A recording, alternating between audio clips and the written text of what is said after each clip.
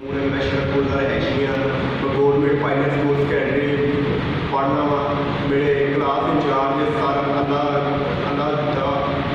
जो साजवाल के हैशी ने सर ने सानू साल के सिर्फ 2 मंथ पढ़ाया अकैडमी तो फीस उन्होंने 10 मंथ की ली है तो बाकी जो 2 मंथ रह गए कहते हैं वो भी फीस दो पर लेकिन अभी नहीं दे सकते माली हालात ठीक नहीं है पर हाल इसी तरह बता रहे कि साड़ी के इंसाफ मिले अपने इंसाफ बैठे ये क्या है साड़ी शेख पर इसी के नाम गुजारिश है कि इस चीज़ के एक्शन लिया जाए और जल्दी से जल्दी सारे क्लास के सारे स्कूल के बच्चों क्या नाम है आपके सर का?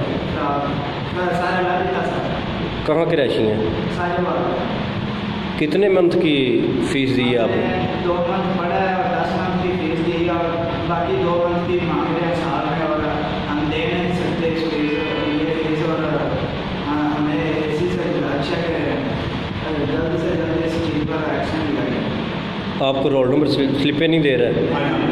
वो कहते हैं कि पहले साल में से जो 2 मंथ की फ़ीस रह गई है वो भी दें तो फिर आपको रोल नंबर स्लिपें मिलेंगी।